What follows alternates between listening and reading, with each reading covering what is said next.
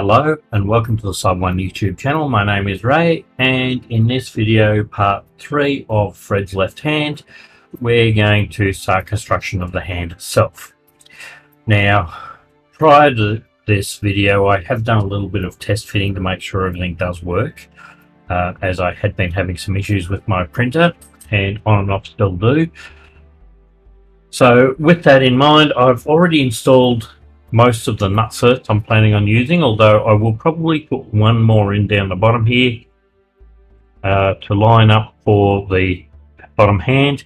Now this is one of my failed prints. I haven't printed this out yet, but I'm planning on printing it in a flexible material. I did have the infill set a bit too high, and I had issues with the feed jamming up on me, and so I was getting some under extrusion on layers. So this is a failed print, but I can use it for templating. So there's a screw here and a screw here. It's an embedded nut. I've installed those nuts, and the last screw will go here. So I actually will embed a nut in there. In fact, I'll do that right now.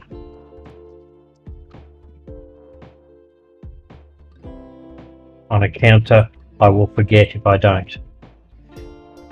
So inserting these nutserts is not really that difficult. You just need a good soldering iron up to temperature.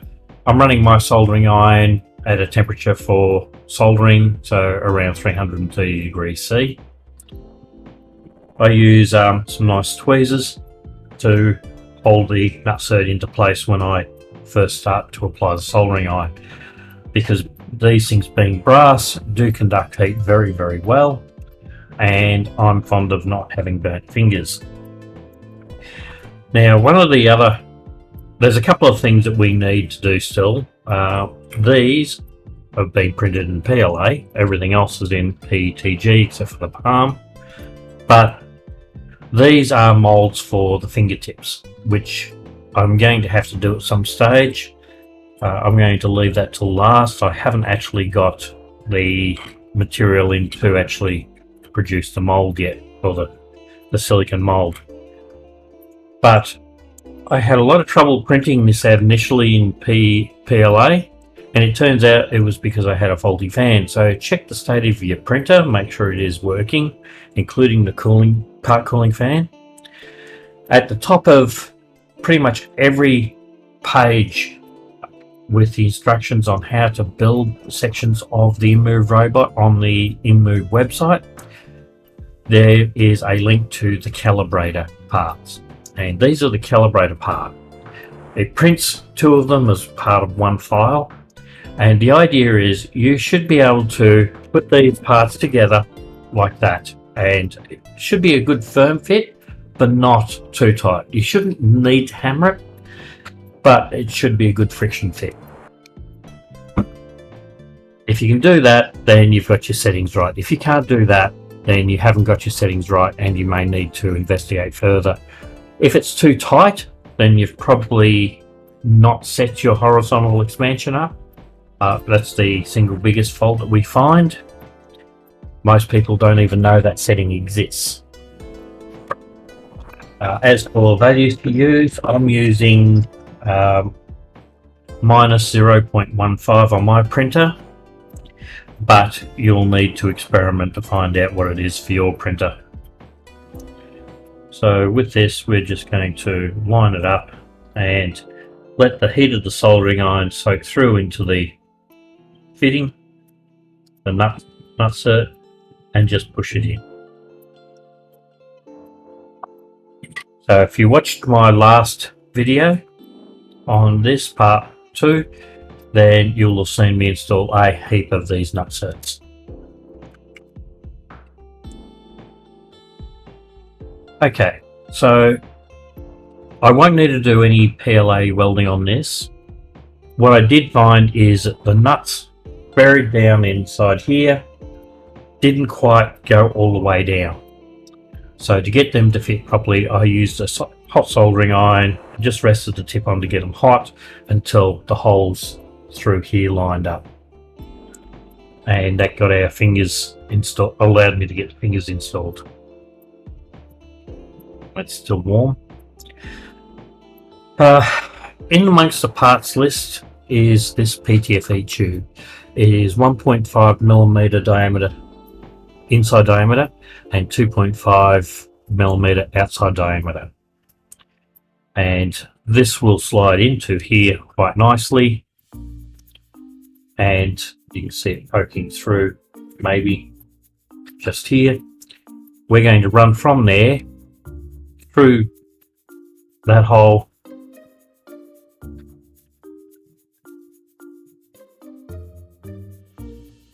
and I'm having trouble lining this up, through that hole and then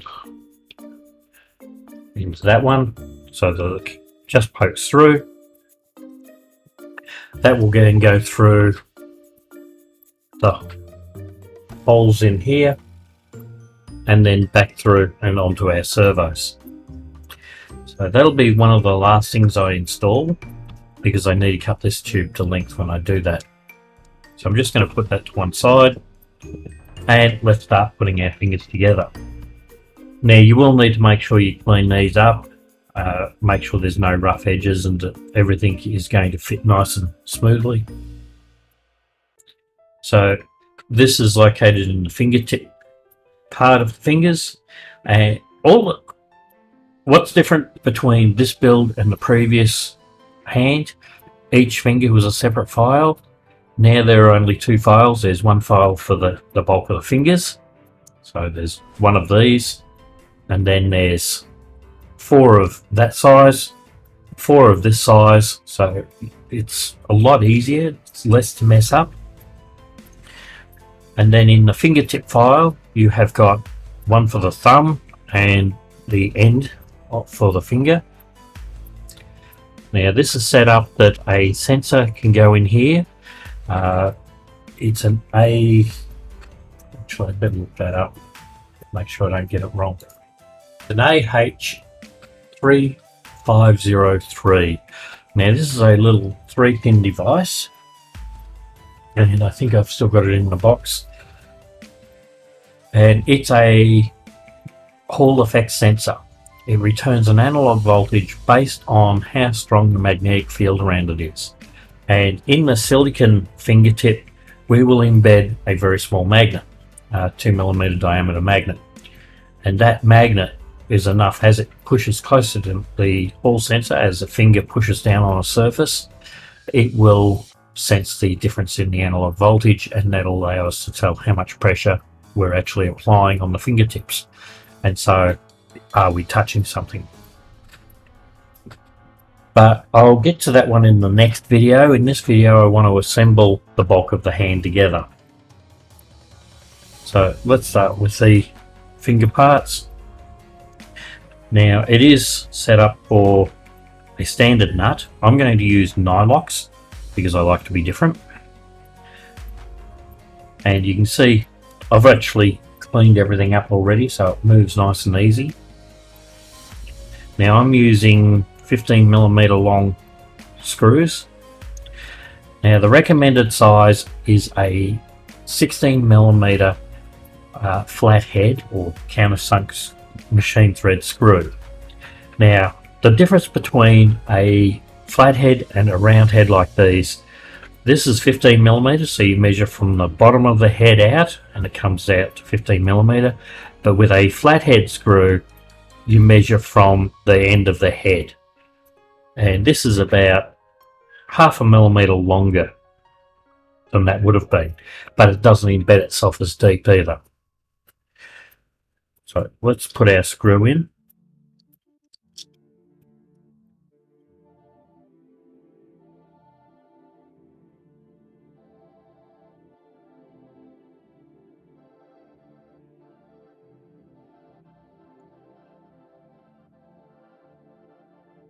Now, if your finger is not flopping around, you've got it too tight. So make sure you've cleaned up inside properly. And if you've got it too tight, then you need to back the screw off a little bit.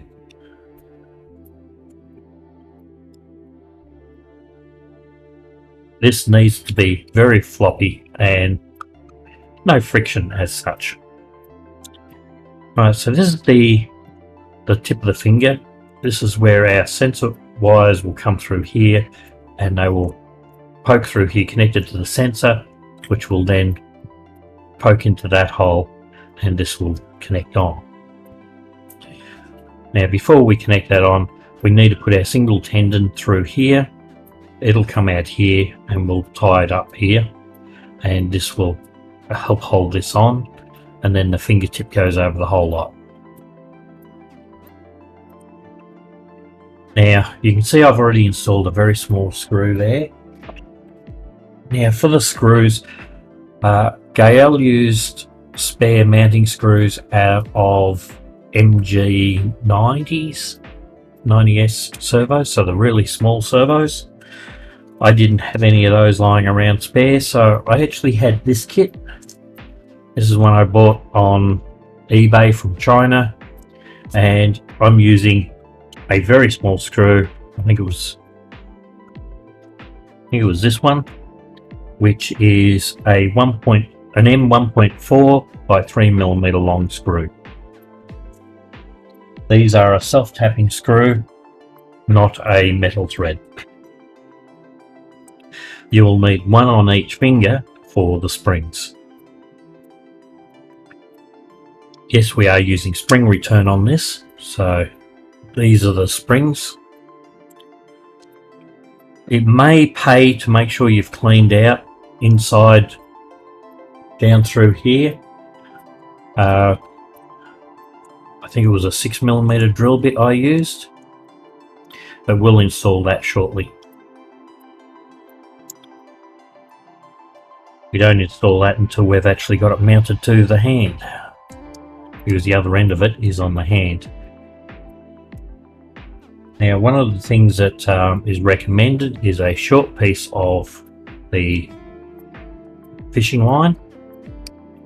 This is a 200-pound fishing line, 0.8mm diameter braided fishing line, and it's cut 500mm long.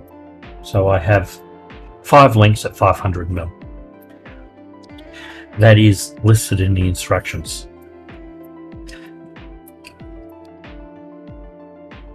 So again, we don't want this too tight.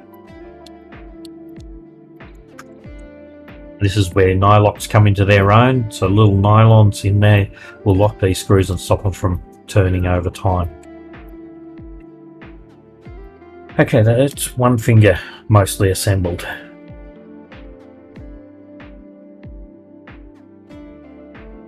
And make sure you do put them in up the right way. This one is actually, while this part's up the right way, this part is upside down. The screw does go to the top. Now there is a little tiny hole in the print for that to go in. I did open it up a little bit. I used a 0.8mm drill bit to open that up for the 1.4mm thread. If you're using the servo screws, you may, as per the instructions, you may want to open it up with a 1mm drill bit. Now the easy way to tell which is the right way up, the bottom has a flat surface to it, and then you have that little hole. It's a round hole there, and it's small for the tendon to go through. On the other side, it's rounded on the top, and it's a large hole for the spring to go through. And below that will be the wires for the sensor. So make sure all of your flats are lined up here. Now on the fingertip, you've got the small hole here is the bottom side. There is no flat because these are printed this way.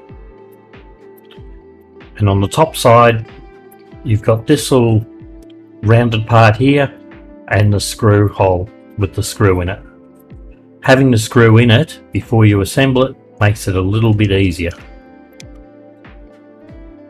Mostly easier to identify which way's up.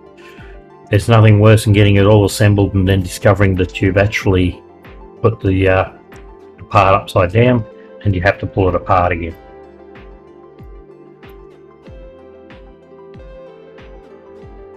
It's also a pain when you drop your parts.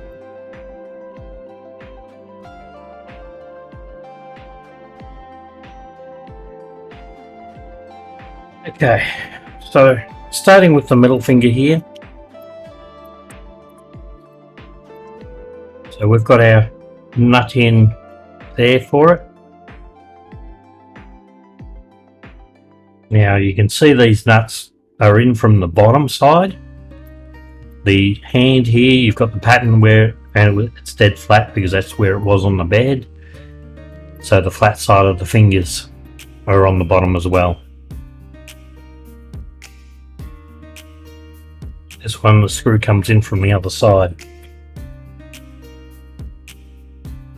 And we've still got the thumb to do.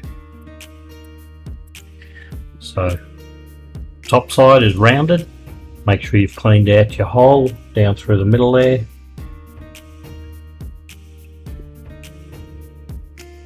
I used a 1.5mm drill bit, I think it was, to make sure I cleaned out the tendon holes as well. So the rounded side to the top and our screw connection, and this little bit of flat part here to the top.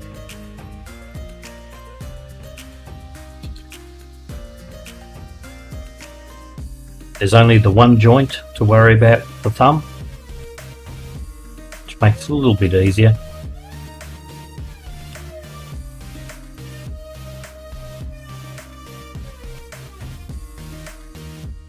Then turning it over so the top side is up, put that into there, and then we can put our screw in here. And I've got a nut embedded in there. I did use a little bit of heat and a little bit of force to get that in there. I think our next step is going to be installing the fishing line. Now, one of the things I did discover when building the first round of Fred, first version of Fred, is if I used a little bit of super glue on the ends of these, it makes it so much easier to actually to thread it through the smaller holes. I don't think I've opened this yet. I haven't. Doesn't take much. We just want to wet the end and make sure you don't leave it somewhere where it can stick to something. While I've got this open, might as well do the others.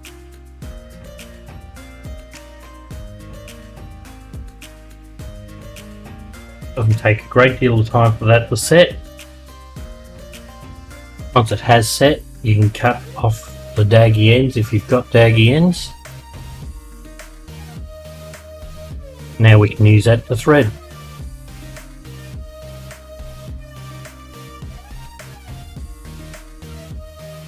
Really is a much better design, this one.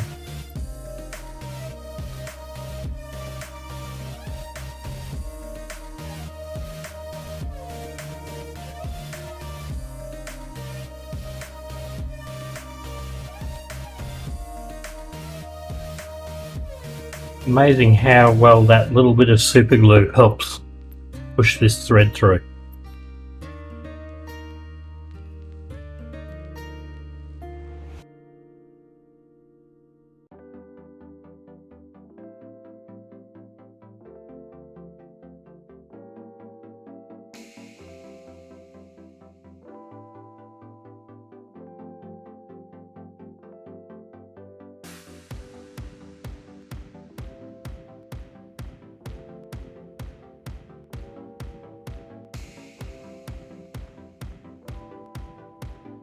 Okay, so I'm going to secure all of these now with a little bit of super glue to make sure they don't come undone. And I'll do that right here. Doesn't take much. Okay, so once that's had a little bit of time to dry, we probably need to look next at our wiring for our sensors. So for that, I'll have to dig out the soldering iron and the sensors themselves and the wire. So I have this little bit of ribbon cut the length Now, I cut this using the instructions on the website, the Inmoov website, but I'm not building a standard Inmoov robot, so this is where I'm going to differ a little bit. So I won't need as much of this as is required in the Inmoov build. What I'm planning on doing is using one of these ADS 1115 analog input modules. Actually, I'm planning on using 2 of them. Now, provision in the hand here for a smaller servo, or the more powerful larger servos located in the forearm. Because I'm using the more powerful servos in the forearm, that leaves me plenty of room in here to add this analog module. So I can add an analog module in there, plenty of room. And I'm also looking at adding this 12 channel NPR 121 capacitive touch sensor. And believe it or not, it's just the right size to fit in there. Now I've got a couple of these modules spare where I haven't actually soldered the header wires onto them, terminals onto them, so that'll be handy. And I think I've got a couple of these where I haven't soldered on the headers as well, so I'll probably make one up, maybe all the way down the back here, or a pair of them up ready to wire, and I will join all the I2Cs together, configure these as well, and then I'll run coming at back just 4 wires out of the ribbon, and that'll go down and join the I2C that'll be in this forearm as well. So this video is starting to get a little bit of length on it, so I will call it quits for today and come back when I have got all my sensors together, the ribbon wire, and we'll solder all that up. If you like these videos, don't forget to click on like, subscribe, ring that notification button. It's a form of support that helps the channel a great deal and costs you absolutely nothing. If you'd like to help the channel further, I do have a Patreon account, and there will be a link in the description. I'd like to thank my long-term Patreons, Go Lucky and Lorenz Berger, who are my VIPs, and my builder Patreon, Al Morales 45. If you have any questions, you can either leave a comment down below, or you can go to the Discord and ask a question there, and I'll try my best to answer it there. The link to the Discord is in the description. And we'll see you in the next video.